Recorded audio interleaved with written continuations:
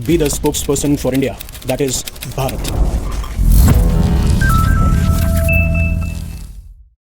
अब US Israel versus Iran की जो वॉर है उसको लगभग 18 से 19 दिन हो चुके हैं और हर दिन हम जब भी उठते हैं, चाहे वो यूट्यूब के वीडियो देखना हो या न्यूज़पेपर्स को छनालना हो, हर तरफ एक ही न्यूज़ होती है कि कभी यूएस जाके ईरान के अंदर बॉम्बिंग करके आ जाएगा, कभी इजराइल जो है ईरान के टॉप ऑफिशियल को टारगेट करेगा और उनकी किलिंग में रिस्पॉन्सिबल ठहराया जाएगा, या फिर ईरान अपनी तरफ से ड्रोन्स या बैलिस्टिक मिसाइल दाग देगा। हर तरफ हमें यही खबरें निकल के आती हैं और बार बार यही खबरें। और स्पेशली जब आप ये सुनते हैं कि इतने सिविलियंस मारे गए, चाहे से वो इजराइल के अंदर हों, चाहे से वो यूएस के आर्म फोर्सेस के लोग हों या फिर ईरान के अंदर सिविलियंस हों, हर तरफ हमें सिर्फ एक नेगेटिव खबर देखने को मिलती है। लेकिन अब एक ऐसी खबर जिसमें यह देखा जा सकता है कि एक रे ऑफ होप, एक आशा की किरण देखने को मिलती है कि कई बार आपको कुछ ऐसे फैसले भी लेने होते हैं जो ये समाज में या पूरे विश्व में ये दिखाता है कि इंसानियत नाम की भी कोई चीज होती है, और वो करके दिखाया है इंडिया ने। अब इंडिया ने इस वॉर के दौरान अपना पहला मेडिकल एड जो है ईरान को भेजा है, एंड उसके बाद में जो ईरानियन एम्बेसी है उस वीडियो को भी पब्लिश करती है। थोड़ी देर में मैं आपको वो वीडियो भी दिखाऊंगा। और साफ साफ ये कहा जाता है esteemed kind people of India. Esteemed का मतलब होता है जब आप कहते हैं कि एस्टीम्ड गेस्ट यानी रेस्पेक्टेड गेस्ट, तो वी फील रेस्पेक्टेड। मतलब इस तरीके से अब ईरानियन लोग या ईरानियन एडमिनिस्ट्रेशन हमें उस चीज़ का क्रेडिट दे रहे हैं। हालांकि मैं नहीं कहता कि इस चीज़ का कोई क्रेडिट लेना चाहिए, क्योंकि अगर आप ऐसे टाइम में काम आते हैं, जब स्टैंड रहते हैं और खड़े रहते हैं, तभी सामने वाले को यह पता चलता है कि हाँ, हमारी मुसीबत के टाइम पे कौन खड़े थे। और कई बार डिप्लोमेसी में आपको ये चीज़ें करनी भी पड़ती हैं, क्योंकि जब भी आप अपने आप को प्रोजेक्ट कर रहे हैं ना कि हम पीस के बारे में बात करते हैं, हम शांति के बारे में बात करते हैं, हम लोगों के लिए बात करते हैं, तो ऐसे एक्शन लेना बहुत जरूरी होता है। और ऐसे पहले भी ऑपरेशन किए गए हैं इंडिया के द्वारा, ना कि तुर्की में नहीं किया गया था, लेकिन बट जिस तरीके से तुर्की ने हमें ऑपरेशन सिंदूर में बिट्रे किया, म्यांमार के अंदर जब बहुत बड़ा अर्थक्वेक आया था तो हमने ऑपरेशन ब्रह्मा लॉन्च किया था, जिसमें डिजास्टर और ह्यूमैनिटेरियन एड के तौर पे हमने बहुत कुछ सामान भेजा था। वैसा ही कुछ हमने करके दिखाया है। एंड देन हेडलाइंस में सबसे बड़ी बात यह आती है कि ईरानियन एम्बेसी ये कहती है कि we sincerely thank the kind people of India, क्योंकि हर एक देश बनता है अपने लोगों से। जो गवर्नमेंट भी चुनी जाती है वो चुनी जाती है लोगों से। तो ये एक देश जो है ना वो लोगों से आके बनता है। इसमें कोई एक इंडिविजुअल इतना बड़ा नहीं हो सकता, कोई पॉलिटिकल पार्टी इतनी बड़ी नहीं हो सकती। सबसे बड़ा होता है देश, और देश बनता है लोगों से, राइट। और एक चीज मैं आपको बता दूं जो मैंने पहले भी कहा था कि जब सवाल आता है ना, जब मैं क्रिकेट खेला करता था तो मेरे कोच कहा करते थे, और मैंने आपको पहले भी ये बात बताया कि जिस दिन क्रिकेटर ये समझने लग जाए कि वो क्रिकेट से बड़ा है, उस दिन आप समझ लीजिए उसके अंदर इतना अहंकार है, इतना ईगो है कि वो अपने आप को भी डिस्ट्रॉय करेगा और जिस चीज की उसको रेस्पेक्ट करनी चाहिए थी वो भी नहीं करेगा। और इस टाइम पे परफेक्टली ये चीज जो है डोनाल्ड ट्रंप के लिए सेट बैठती है। वो इतने इगोइस्टिक हो चुके हैं, इतने एरोगेंट हो चुके हैं कि उन्हें देश नहीं दिखाई दे रहा, उन्हें सोल्जर्स नहीं दिखाई दे रहे, उन्होंने कितना खर्चा करना है, कितना खर्चा हो रहा है, अमेरिकन टैक्स पेयर्स का पैसा जा रहा है, उन्हें कुछ नहीं दिखाई देता। जब आप H1B वीजा की बात कर रहे थे, जब आप ये कह रहे थे कि अमेरिकन इंडस्ट्री हमें यहाँ एस्टैब्लिश करनी है, मेक अमेरिका ग्रेट अगेन बनाना है, ये सारी ढकोसलेबाजी नजर आती है जब आप इस तरीके के स्टेटमेंट देते हैं। क्यों? क्योंकि आपके इंटेंशंस कुछ और है, क्योंकि आप अपने आप को देश से बड़ा रख रहे हैं। और यही चीज शायद डोनाल्ड ट्रंप को समझ में नहीं आ रही, और जब आप पावर में होते हैं ना, आप उस नशे में होते हैं, आपको ये चीज समझ में नहीं आती। लेकिन आपका लेकिन अगला सवाल ये होगा, लेकिन सर पीस तो तभी एस्टैब्लिश होगा ना जब ताकत आती है। एब्सोल्युटली, मैं इस चीज में कोई दो राय नहीं रखता। लेकिन आपको पीस इसलिए चाहिए जिससे सामने वाला दुश्मन एक बार के लिए आपके ऊपर अटैक करने से पहले काफी बार सोचे। लेकिन उस ताकत का मतलब यह नहीं है कि आप कहीं पे भी जाके डिस्ट्रक्शन करो या फिर वहां तहस नहस कर दो। इसका मतलब यह नहीं होता। आप अपने देश को सिक्योर कर रहे हो जिससे आपके ऊपर कभी खतरा आए तो आप अपने आप को प्रोटेक्ट कर सके। इसका मतलब यह नहीं है कि आपका जब किया मन जहां चले गए। और इस चीज के लिए मैं जितने भी पास्ट में इंडियन प्राइम मिनिस्टर रहे हैं, प्रेजेंट में प्राइम मिनिस्टर रहे हैं, मैं उन सबको यह कहता हूं कि हमने हमेशा से यह कोशिश की है कि जब हम पे अटैक हो तब हम हमारे नेशन को डिफेंड कर पाएं। अब मैं एक बार के लिए आपको मैं वीडियो दिखाता हूं जो ईरानियन एम्बेसी है इंडिया के अंदर, उन्होंने ये वीडियो फुटेज रिलीज किया है जिसमें पहली बार या फर्स्ट मेडिकल एड इंडिया के द्वारा भेजा जा रहा है। Have a look at this video.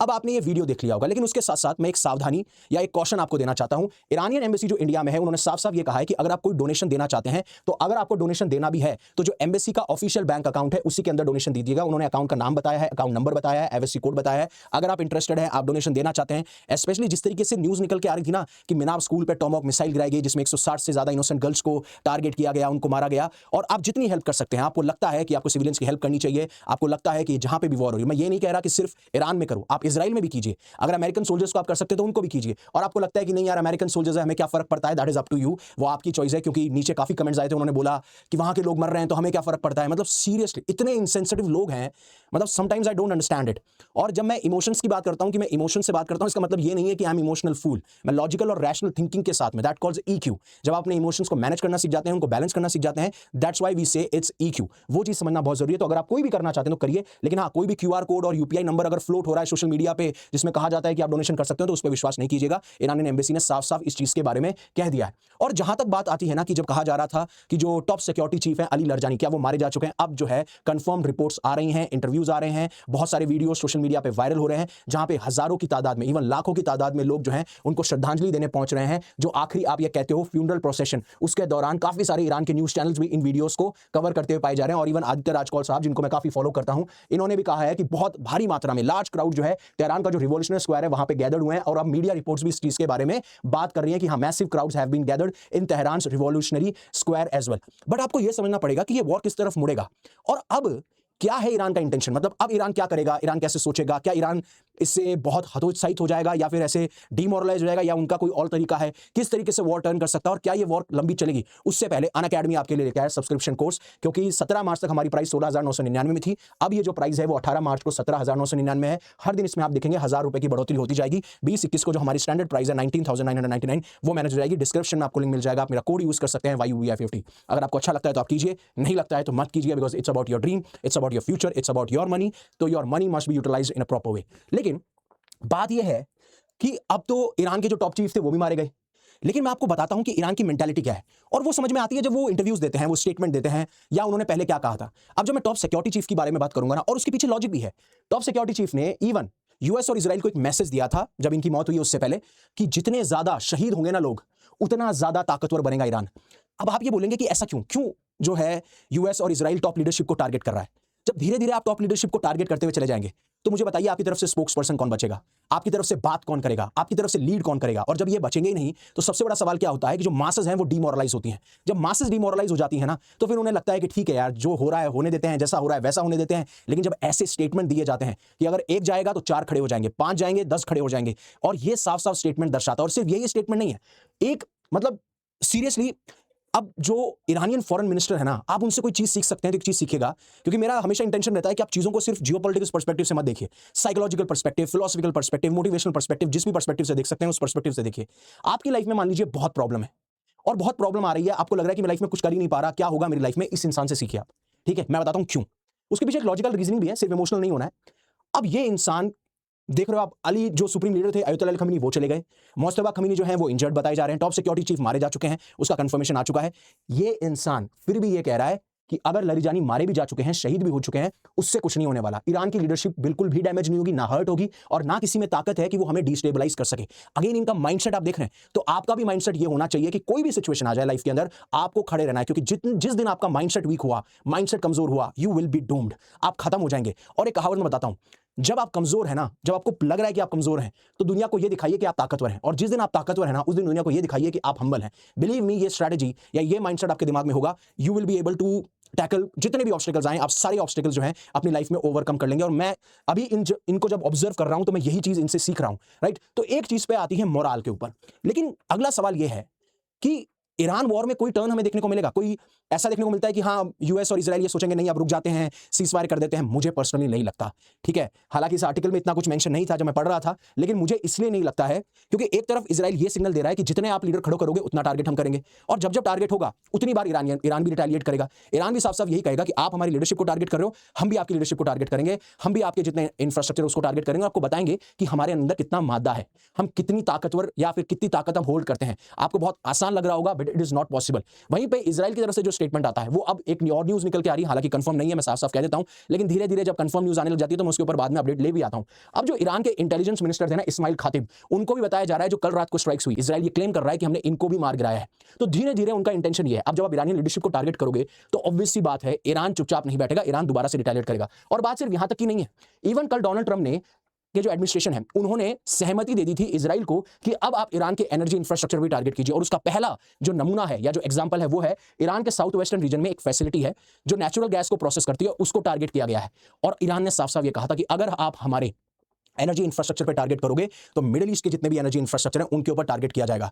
अब ये देखना है कि ईरान किस तरीके से रिटेलिएट करता है, बिकॉज वो बहुत ज्यादा गुस्से में है, प्रॉमिस भी कर चुके हैं, और आईआरजीसी के कमांडर्स हों, वीडियोस बहुत ज्यादा वायरल हो रहे हैं, जो स्टेटमेंट निकल के आ रहे हैं इनके फॉरेन मिनिस्टर से, यही देखने को मिल रहा है कि ये वॉर पीछे तो नहीं जाने वाली, ये वॉर आगे बढ़ने वाली है। जिस तरीके से इजराइल का माइंडसेट है, जिस तरीके से ईरान का माइंडसेट है, जो हमें देखने को मिलता है। अब सबसे बड़ी बात एक बार और समझिए, जब ये रिपोर्ट्स निकल के आई कि आपके टॉप लीडर्स मारे जा रहे हैं, जब इनसे पूछा गया कि देयर आर रिपोर्ट्स कि यूएस और इजराइल जो है आपको भी मार सकते हैं, इन्होंने बताऊं क्या कहा? इन्होंने कहा लेट देम, अगर इन्हें मारना है तो मारिए, मुझे मौत से कोई डर नहीं है, ना मुझे कोई हेजिटेशन है, घबराहट है कि मेरी जिंदगी चले जाए, it's a badge of honour. और तभी मैं कह रहा हूं कि ये हो क्यों रहा है। एक तो इनका मोरल, इनको बहुत क्लियर था, मतलब मुझे लगता है कि इजराइल को भी क्लियर है उसे क्या करना है, ईरान को भी पता है क्या करना है, यूएस को नहीं पता क्या करना है, क्योंकि ये यूएस की वॉर है ही नहीं। आप कहें या माने या ना माने, it's not US war, US is just playing a puppet of Israel at this point of time. अब उसके पीछे क्या चीजें हैं, मैंने किताब भी पढ़ी है। अगर आप जानना चाहते हैं कि इजराइल का कितना क्यों डोमिनेंस है अमेरिका के अंदर, तो उसके अंदर एक इजरायली लॉबी के बारे में बहुत इंपॉर्टेंट बात की गई है, बहुत एग्जांपल बात की गई है। I am not able to recall that book, कल किसी ने कमेंट सेक्शन में इसके बारे में बात करी थी, लेकिन वो मैंने किताब पढ़ी है। मैं कभी भी अगर किताब पढ़ूंगा उसके इनपुट लेके आऊंगा, दोबारा से आपको बताऊंगा।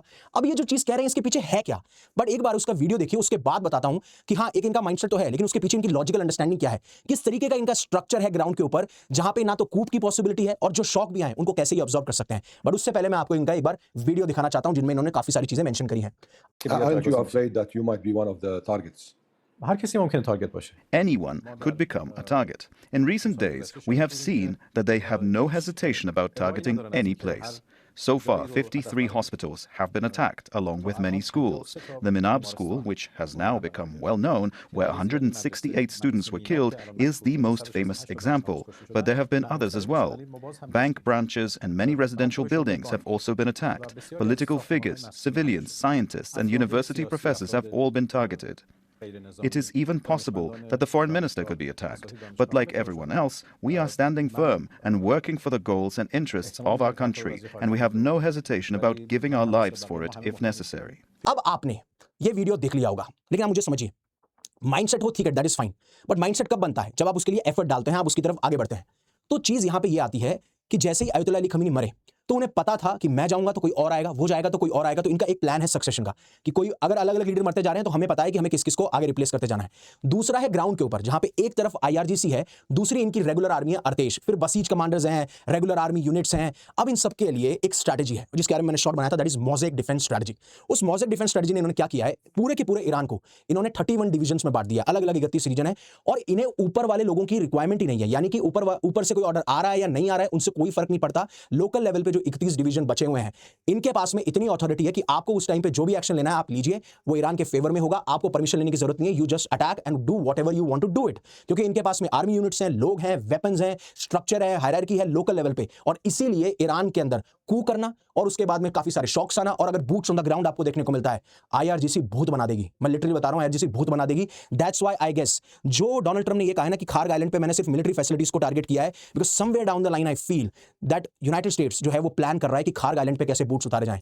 एक बार अगर वो उसको कैप्चर कर लिया जाता है तो ईरान की जो 90% ऑयल जो सप्लाई की जाती है उसके ऊपर कमांड आ जाएगा, और ईरान के ऑयल इंफ्रास्ट्रक्चर को टारगेट करना मेरे को नहीं लगता वो यूएस इजराइल सोच रहा होगा, because that will be a chaos। वो इतना बड़ा chaos होगा कि जो ग्लोबल एनर्जी इंफ्रास्ट्रक्चर है वो तहस नहस हो जाएगा। आज तो आपको 105-110 डॉलर पर बैरल देख रहा है, बट उसका इंपैक्ट बहुत ज्यादा होने वाला है। जितनी लंबी ये वॉर खिंचेगी उतना ग्लोबल इकोनॉमी सफर करेंगे, उतने नेशन सफर करेंगे। इवन मैं देख रहा हूं काफी सारे इंडियंस भी जो है एलपीजी की लाइंस में लग रहे हैं, बहुत सफर कर रहे हैं। डिमोनेटाइजेशन जैसा टाइम, उतनी इंटेंसिटी वाला टाइम तो नहीं है, बट हाँ लोगों को बहुत प्रॉब्लम हो रही है इससे। इसीलिए मैं कहता हूं कि वॉर एक जगह हो रही होगी, इंपैक्ट हर जगह फील किया जाएगा। मैं भी जाने नहीं जा रही होंगी, एंड इवन मैंने एक रिपोर्ट पढ़ी थी कि शायद एक बहुत बूढ़े अंकल थे, शायद 65-75 के, वो लाइन में लगे हुए थे, वो मृत हो गए, मतलब मर गए। And now what will you do that? अब इसके लिए कौन रिस्पॉन्सिबल है, किसको आप इल्जाम लगाओगे, राइट? तो इसलिए मैं कहता हूं वॉर को इतना मत बनाइए, बड़ा चढ़ा के की बातें कर रहे हो, सबको खत्म कर दो। किसी ने कहा कि मिडिल ईस्ट के नेशन को खत्म ही कर दो, सीरियसली खत्म कर दो। वहां पे इंडियंस नहीं रह रहे हैं, वहां पे बाकी देश के लोग नहीं रह रहे हैं, क्योंकि आपको दिमाग लगाना ही नहीं है, आपको सिर्फ ये सोचना है खत्म कर दो मिडिल ईस्ट। अब आपके जो भी डिफरेंसेस हो, जो भी आपका ओपिनियन हो, दैट इज फाइन, वो अप टू है, लेकिन इतनी भी मेंटालिटी मत रखिए कि वहां पे हमारे पता नहीं 7-8 मिलियन लोग रह रहे हैं, हमारे भारतीय पता नहीं किस किस और देश से लोग रह रहे हैं, वहां के लोग रह रहे हैं, उनको उड़ा दो। वाह क्या मेंटालिटी है। लेकिन अब ट्रम्प साफ साफ एक और पैतरा लेके आ चुके हैं। ट्रम्प ने कहा है कि वॉर नहीं रुकने वाली, वॉर को आगे मैं बढ़ाता जाऊंगा। क्या कहा इन्होंने अब एक नया पैतरा निकाला है, एक नई टैक्टिक निकाली है। नई टैक्टिक क्या है कि मैं चाहूं तो आज वॉर रोक दूं। अरे भाई साहब रोक दो यार, कौन कह रहा है रोको जल्दी इसको, बहुत ज्यादा प्रॉब्लम हो रही है। लेकिन मैंने इतना डैमेज किया ईरान के अंदर, उनको 10 साल लग जाएंगे, वो ईरान वाले बताएंगे, वो ईरान के लोग बताएंगे, ईरान का मैनेजमेंट बताएगा उनको 10 साल लगेंगे, 5 साल लगेंगे, 6 साल लगेंगे, वो उन पे है। ठीक है, आपने कह दिया। उन्होंने कहा कि मैं इनको इतना ज्यादा मारूंगा, इतना ज्यादा हिट करूंगा कि जो अगला यूएस प्रेसिडेंट हो उसको टेंशन ना हो। अरे भाई पहले आप अपना तो देख लो। तो इनके पास में कोई ऑप्शन नहीं है, nuclear facilities, nuclear weapon, ballistic programme, regime change, और अब अगले यूएस प्रेसिडेंट पे मैं ये चीज बात नहीं आने वाली हूं। बस इनके बारे में यही हो रहा है, ट्वीट पे ट्वीट, बातें पे बातें। आज यूएस प्रेसिडेंट पावरफुल इसलिए है, मैं बार बार कहता हूं, क्योंकि यूएस के प्रेसिडेंट है, राइट। और एक बार के लिए मैं आपको वीडियो दिखाना चाहूंगा जो उन्होंने कहा। Frankly, as somebody said, they could leave today and it would take 10 years to rebuild the damage that's been done. But I think we have to make it a little bit more permanent because no other president has to go through this. And we shouldn't have any other president having to go through this kind of a thing. And if they didn't want to do it, if for some reason they didn't want to do it, we'd have the same problem. We don't ever want to have that problem again, not with lunatics. We can't have lunatics controlling nuclear weaponry. So I just want to thank everybody. अब आपने वो video देख लिया होगा, but जिस तरीके से China के लोग जो हैं वो बहुत ज़्यादा एम्बैरस कर रहे हैं, मॉक कर रहे हैं ट्रम्प को विद वीडियोस और मीम्स। एक दो वीडियोस तो मैं आपको ऑलरेडी दिखा चुका हूं। एक मिजाब टाउन को लेके वीडियो था जिसके अंदर कहा जा रहा था कि जो डोनाल्ड ट्रम्प है उनको डेमन ने पोजेस कर लिया है। डेमन ये राक्षस जो उनको कह रहा है कि झूठ बोलो, जब कहा कि हमने तो मिनाब टाउन पे अटैक ही नहीं किया। दूसरा उनका एक और वीडियो जहाँ पे निकल के आ रहा है जिसमें मिनाब टाउन के बाद में वो बात करते हैं कि कैसे ये नोबेल पीस प्राइज़ के बारे में बात करते थे और 160 बच्चों को इन्होंने मार गिराया। एंड काफ़ी बहुत सारी वीडियोज़ वायरल हुए हैं। और एक और वीडियो है जिसमें मैंने उसके ऊपर शॉर्ट भी बनाया था जहाँ पे डोनाल्ड ट्रम्प जो है वो ऑफिस में बैठे हैं, अपने व्हाइट हाउस के ऑफिस में, और बहुत सारे रिलीजियस पेस्टर्स, मतलब जो आप ये मान लीजिए चर्च में जो प्रीस्ट होते हैं जो बाइबल की टीचिंग्स देते हैं या रिलीजियस कोई भी आपको गाइड चाहिए, आपको निर्देश चाहिए तो वो बताते हैं और आपको बाइबल पढ़ना सिखाते हैं, बाइबल में क्या वैल्यूज हैं वो सिखाते हैं। उन लोगों को एकत्रित किया गया और वहां पे ये कहा गया था उस टाइम पे कि डोनाल्ड ट्रम्प जो ये वॉर लड़ रहे हैं उनको लीड कीजिए, उनका जो हार्ट और ब्रेन है उसमें विजडम डालिए, प्लीज डालिए, विजडम की बहुत जरूरत है, उनको समझ में नहीं आ रहा है, डालिए। ये सारी चीजें निकली और चाइनीज मीडिया बहुत ज्यादा मॉक कर रहा है, लोग वीडियो पे वीडियो बना रहे हैं, मतलब हर घर में वीडियो बन रहे हैं, मॉक किया जा रहा है। मैं आपको वो वीडियो दिखाता हूं, आखिरी क्लिप वही है, बाकी सारी चीजें मैंने एक्सप्लेन कर दी हैं, वो वीडियो जरूर देख के जाइएगा। And thank you very much for giving me your precious asset, that is your time. Stay safe, stay happy, take care and always remember one thing, ऐसे जीना कि यूनिवर्स प्राउड करे कि हाँ कोई इंसान आया था धरती पे और उसने अपनी लाइफ को वर्थवाइल बनाया। That's it. जय हिंद, जय Bharat. No issue with civilians. Why did you attack the Manaf school? This AI video from Iran's embassy in China is going viral. Lie. Beijing's heavy-handed government censors are allowing videos like this to spread, magnifying the narrative that President Donald Trump is evil and dishonest. We didn't hit the Manaf school. America doesn't have Tomahawk missiles at all. A preliminary U.S. military investigation found the strike was likely American. China is seizing on the moment, condemning the war, claiming the moral high ground. Let me keep everyone safe. Sounds great. This state media video shows the U.S. putting other countries in a cage. Relax. Sometimes security comes with a little control. As the war escalates, so does the trolling. President Trump's White House prayer circle with religious leaders flooding Chinese social media. Censors are allowing a tidal wave of viral videos and memes mocking that moment in the Oval Office. The caption on this political cartoon reads, "A Nobel Peace Prize winner who devours kids." Other cartoons in Chinese state media ridicule the rising price of oil. They say President Trump is adding fuel to the fire in the Strait of Hormuz by asking countries, including China, to send warships. Chinese state media is reporting Trump's threat to postpone his meeting with President Xi Jinping later this month.